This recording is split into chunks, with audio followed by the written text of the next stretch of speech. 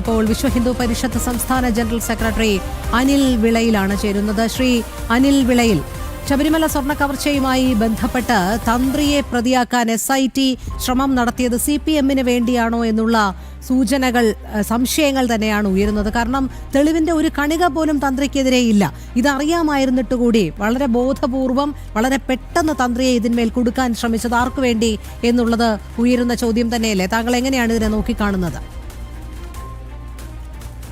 ഇത് മുഖ്യമന്ത്രി പിണറായി വിജയന് വേണ്ടി എഴുതപ്പെട്ട ഒരു തിരക്കഥയാണ് എന്ന് സംശയിച്ചാൽ കുറ്റം പറയാൻ സാധിക്കില്ല. കാരണം ശബരിമലയിലെ യുവതീ പ്രവേശന വിഷയ സമയത്ത് തന്നെ ഈ തന്ത്രി എടുത്തൊരു നിലപാടുണ്ട്. അത് ഭക്തർക്കൊപ്പം അല്ലെങ്കിൽ വിശ്വാസികൾക്ക് അനുകൂലമായിട്ടുള്ള ഒരു തീരുമാനമായിരുന്നു അന്ന് തന്ത്രി എടുത്തത്. ആ സമയത്ത് തന്നെ വളരെ ഹീനമായ ഭാഷയിൽ, വളരെ മോശമായ രീതിയിൽ ഇദ്ദേഹത്തിനെ ചിത്രീകരിച്ചിരുന്നു. തന്ത്രി രാജീവരെ ചിത്രീകരിച്ചത് കേരളത്തിലെ മുഖ്യമന്ത്രിയായിരുന്ന വ്യക്തിയാണ്. പൊതുയോഗത്തിൽ പോലും വൃത്തികെട്ട ഭാഷയിൽ തന്ത്രിയെ അപമാനിച്ച വ്യക്തിയാണ് അദ്ദേഹം. കാരണം അദ്ദേഹത്തിന് ഏതെങ്കിലും രീതിയിൽ ഇദ്ദേഹത്തിനെ കൊടുക്കണമെന്നൊരു ആഗ്രഹം ഉണ്ടായിരുന്നു.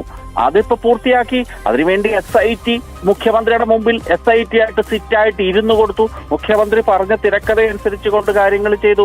പക്ഷേ ഞങ്ങളൊക്കെ നേരത്തെ തൊട്ട് പറയുന്നത് പോലെ തന്നെ ആരാണെങ്കിലും ശിക്ഷിക്കപ്പെടണം. അത് തന്ത്രിയെന്നോ മന്ത്രിയെന്നോ സിനിമാ നടനൊന്നും ഇല്ല. പക്ഷേ ഒരു കാര്യം ഉറപ്പുണ്ടാകണം, ഇത് ധാർമ്മികതയുടെ ഒരു കാര്യം കൂടിയുണ്ട്.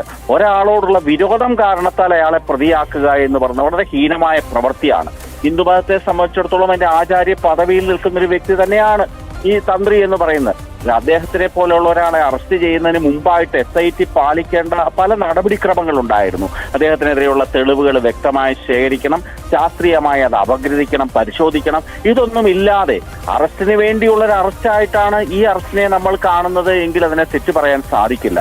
കാരണം ഇന്നലെ ബഹുമാനപ്പെട്ട കൊല്ലം വിജിലൻസ് ജഡ്ജി C. മോഹിതിന്റെ ജഡ്ജ്മെന്റ് ആ ഓർഡർ നമ്മൾ വായിച്ചു നോക്കുമ്പോൾ വളരെ വ്യക്തമായി അദ്ദേഹം രേഖപ്പെടുത്തിയിട്ടുണ്ട്, തന്ത്രിയെ ഈ കേസുമായി ബന്ധിപ്പിക്കത്തക്ക യാതൊരു ഘടകവുമില്ല. രണ്ടാമത്തെ കാര്യം, ബാക്കി പ്രതികൾ ജാമ്യത്തിൽ ഇറങ്ങിയ സംഭവവും ഈ സംഭവവുമായിട്ട് കണക്ട് ചെയ്യാൻ സാധിക്കില്ല. ബാക്കിയുള്ളവരൊക്കെ തന്നെ സ്വാഭാവികമായി കുറ്റപത്രം 90 ദിവസത്തിനകം കൊടുക്കാത്തതുകൊണ്ട് സ്വാഭാവിക ജാമ്യം നേടിയപ്പോൾ മെറിറ്റിന്റെ അടിസ്ഥാനത്തിൽ ആദ്യമായ ഒരാൾ പുറത്തിറങ്ങിയായിരുന്നു. തന്റെ വാദമുഖങ്ങൾ കോടതിയിൽ പ്രൂവ് ചെയ്തതിന്റെ അടിസ്ഥാനത്തിൽ കോടതി 40-41 ദിവസമായപ്പോൾ തന്നെ ഇദ്ദേഹത്തിനെതിരെ പ്രഥമ ദൃഷ്ട്യാ തന്നെ കേസ് നിലനിൽക്കില്ല എന്ന് മനസ്സിലാക്കിയാണ് ഇദ്ദേഹത്തിന് തന്ത്രിയെ പുറത്തിറക്കിയിരിക്കുന്നത്. സ്വാഭാവികമായിട്ടും ഇതിന്റെ അന്വേഷണം എങ്ങോട്ടാണ് പോകുന്നത് എന്നുള്ളതിന്റെ സൂചനയാണിത്. ഇലക്ഷൻ വരെ ഈ കേരളത്തിലെ കമ്മ്യൂണിസ്റ്റ് മന്ത്രിസഭ ഇതിങ്ങനെ വലിച്ചിഴച്ചു കൊണ്ടുപോയി മന്ത്രിയിലേക്കും മുഖ്യമന്ത്രിയുടെ ഓഫീസിലേക്കും അന്വേഷണം എത്താതിരിക്കാൻ വേണ്ടിയുള്ള ഒരു കള്ളക്കളിയാണ് നടത്തുന്നത്. അതുകൊണ്ടാണ് ഞങ്ങൾ പറയുന്നത് ഇത് CBI പോലുള്ള ഏജൻസി ഏൽപ്പിക്കണം. ബഹുമാനപ്പെട്ട ഹൈക്കോടതിക്ക് ഇപ്പോഴും അത് മനസ്സിലാകാതെ പോകുന്നത് എന്താണ് എന്നുള്ള ആശങ്ക എല്ലാവർക്കുമുണ്ട്. അതുകൊണ്ട് ഈ തന്ത്രിയെ മുഖ്യമന്ത്രി കുടുക്കിയതാണ്. CPM-നേക്കാൾ കൂടുതൽ മുഖ്യമന്ത്രി എന്ന് പറയുന്നത് തന്നെയാണ് കേരളത്തിലെ CPM.